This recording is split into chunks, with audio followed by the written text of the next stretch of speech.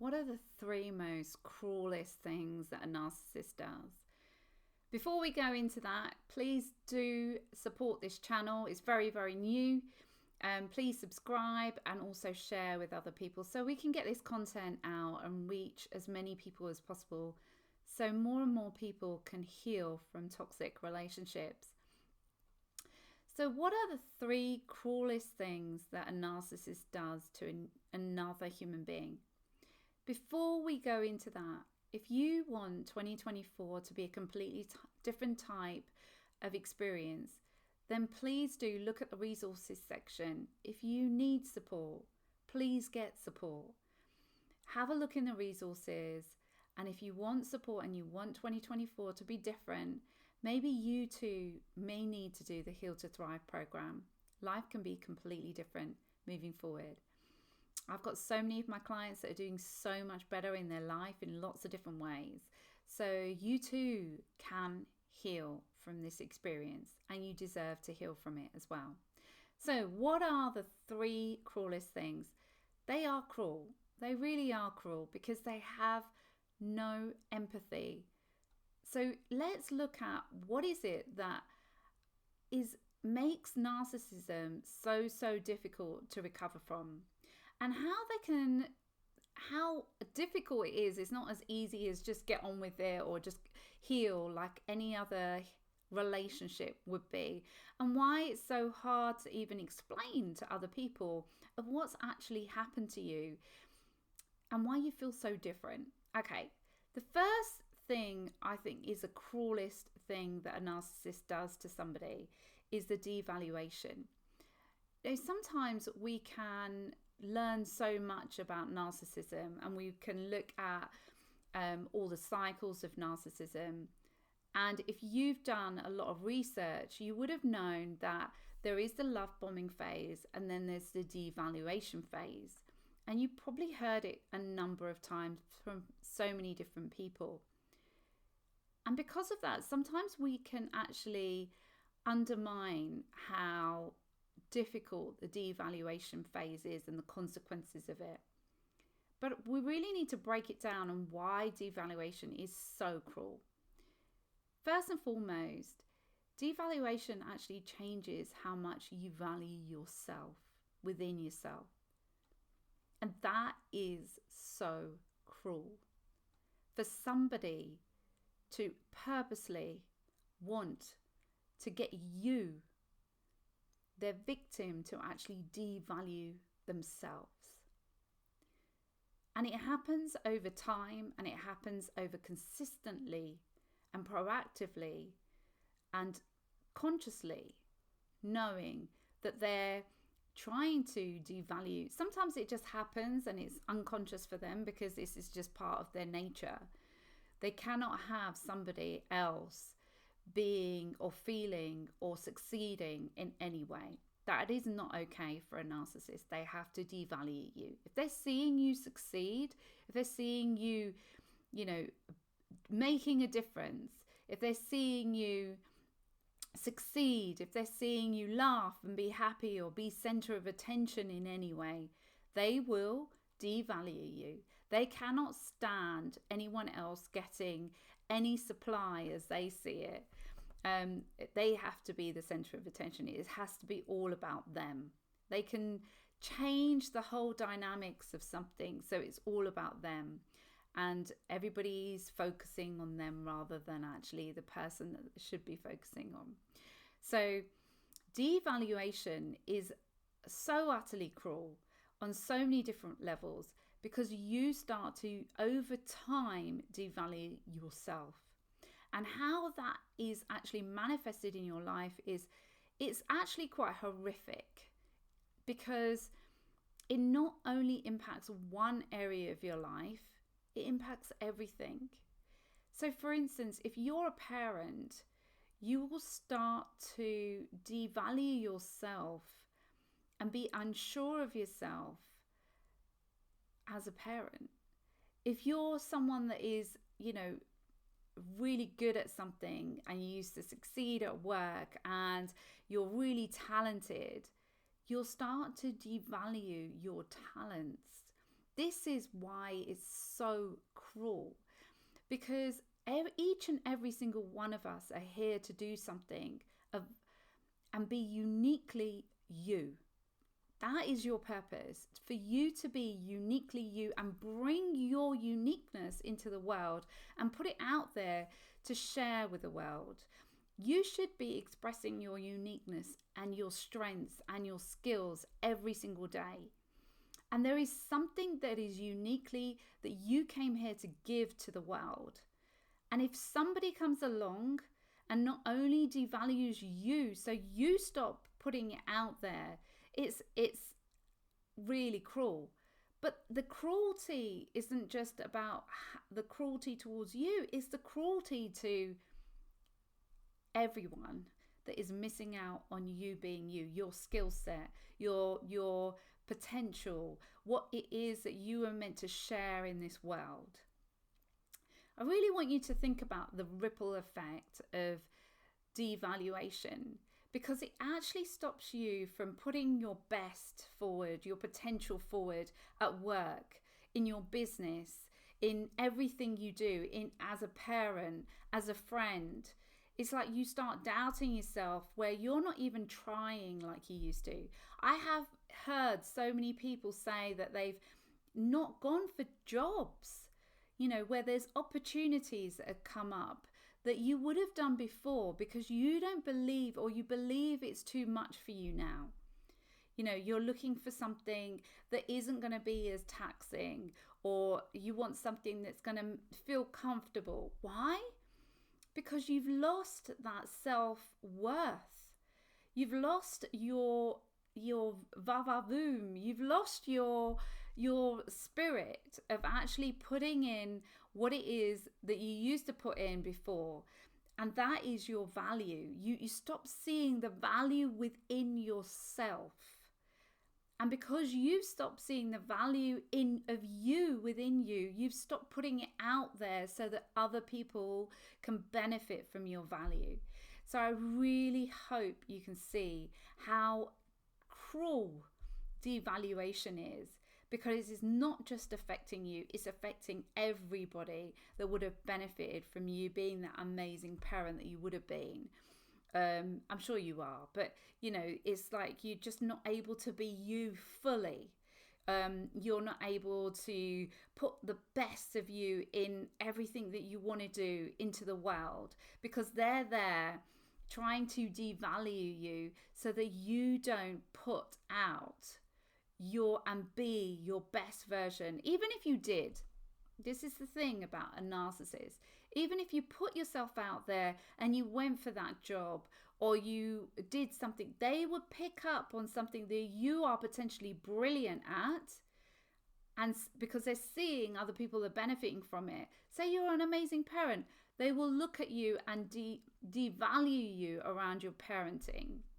They will see what you're really good at and how you're making a difference, and see that you're succeeding in something and devalue that, so that you then have self-doubt in actually achieving and being and fulfilling your greatest potential.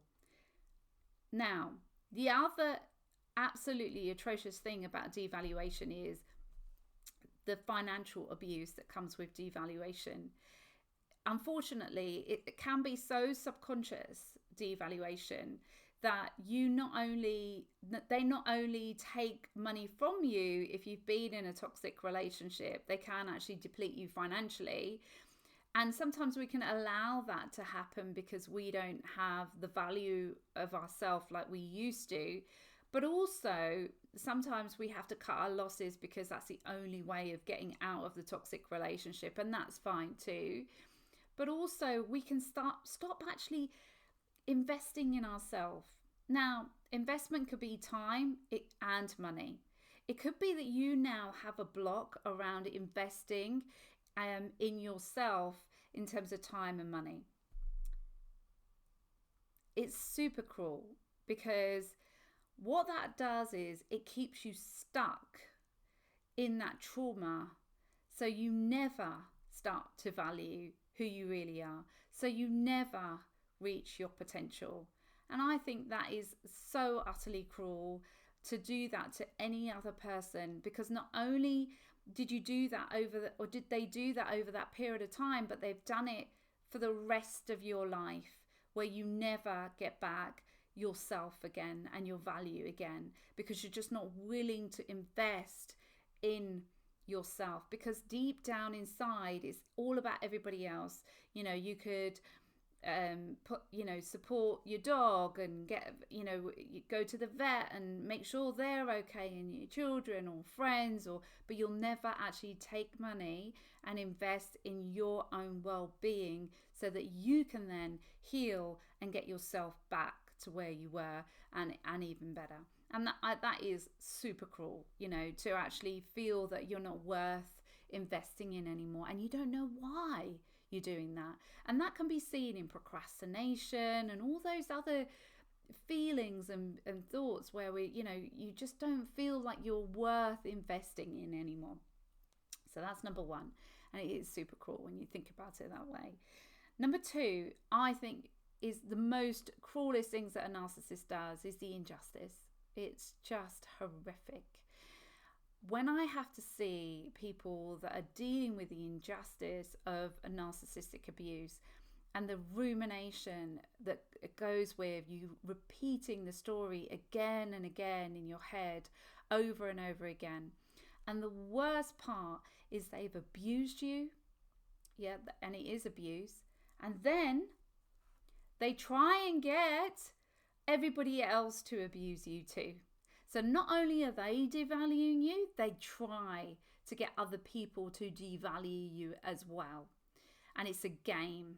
They want to break you down and crush you down. And that injustice can consume you to the point that is the only thing you're thinking about all the time. And so that you never actually start moving forward again. It's like these thoughts that just keep going round and round and round in your head, and you can't stop thinking about it. It's like it's taken over your head. And you used to be someone that was so positive. You were such a positive person. You always tried to see the best in other people. You tried to be the better person. And now this person that you were, who was all about being a better person, is becoming bitter. And it's just the worst thing that someone can do to another human being, is just consume them. And it's almost like the injustice is like poison to the victim, where you're just unable to move forward and let it go, so that you can move forward. And it's not just the injustice, it's the way they blame you for it, so that you feel shame and guilt on top of everything else. Not only have you betrayed yourself by being in this relationship and allowing it to happen, you have to deal with that. Then you get told by other people or them that actually it was your fault. They twist it around so fast. And when you wake up and see the narcissist as the narcissist, and then you realize and you come to terms with, oh my gosh, I've had to deal with all of this. They ramp up the abuse even more. The injustice of that. They first of all whack you one, is in terms of whether it's emotional and psychological abuse, and sometimes there is physical abuse as well. But then they blame you for being in the way, and they say it's your fault for actually doing this. You made me do it. There's no such thing. But that is, the injustice of that is horrific. And sometimes, because you've got trauma, because you do react, your reactions can actually be used against you again. So first they've abused you, then you're reacting, and then that reaction is used to abuse you further. It's just horrific. The injustice is horrific. Okay, I'm just looking at my notes. So the third thing that I think is just so like cruel is how you are left not knowing who you are. They proactively hold back love from you.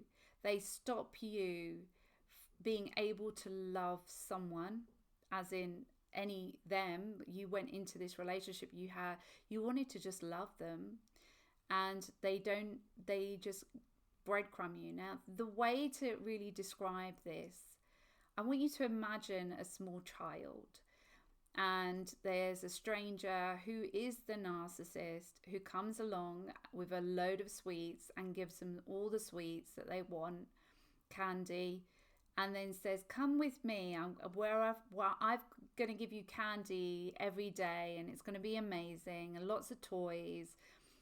And you go along with them, and they lock you up over a period of time, and they just give you a few crumbs every now and again. They do. So as a child, all you're looking for is love and food. So they are starving you. They have starved you to death almost. But they don't starve you all the way to you dying. They give you a little bit of food to keep you alive. And you literally are trying to please them, love them, so that you can just get a little breadcrumb every now and again. All you're looking for is to please them and, get them to love you, so you can get this tiny little breadcrumb every now and again. And that is what you believe is the best thing you can do. That's all you've got to give. And your whole life becomes, how can I please this one person so that I can just get a breadcrumb? And you stop believing in yourself, and you don't even know who you are. You don't even know what you're about, and you don't know the power that is within you. Now, even though all of these horrific things have happened, there is some light at the end of the tunnel. Rumi is right. Where there is pain, light can go in, right? There is a chance for you where, even though all these three things have happened, all these three things can also allow us, through healing, to open the door to the most amazing light, and to the point you can find who you are. So if you look at devaluation, if you heal and you can get back to your self-worth, you can be yourself again, and you can put out your potential and find who you are and what it is that is unique about you again, and actually get that out and express that out into the world, and maybe heal other people. Maybe, put out your light and know straight away who these people are, because you started to value yourself. You've got that self-worth. Number 2, if you can get your positive mindset back, you stop focusing and thinking about the narcissist. What we think about, we create. You can actually create a different future for yourself, and you can really learn how to manage your mind so that you can control what you do or don't think about, and not care what this person has done to you in the past. That is, freedom, so you feel peace in your own mind. The third thing is, if you know who you are, you will know the power within you. It's absolutely incredible. You are an incredible person. There is no doubt. What you've been through is horrific, but what you can do because of what you've been through will be such amazing. It's just, there's so much in you that still needs to come out and actually be you again. If you can turn this around so that you can see who you are inside, rather than worrying about getting a breadcrumb from other people and getting validation from other people, if you can sit inside your own worth and go inward and really know who you are, you will then see that there's this incredible power within you to create the life that you want. You will start trusting and believing in yourself. And can you imagine if you had that kind of foundation to set in order to move forward in your life, how your life could change moving forward? So look, if you want to do that, if you want to heal yourself and have your worth and really get control back of your thinking so that you don't ruminate anymore. If you really want to get back to self-worth and self-love and confidence, then please do look at resources section and we can get you to there. But in the meantime, the most important thing you can do is be compassionate, be loving, and really kind to yourself through what you've been through. It has been horrific. You have been someone that has endured cruelty on a psychological and emotional level, and maybe even a physical level. So please be loving towards yourself and be kind. Till next time, take care.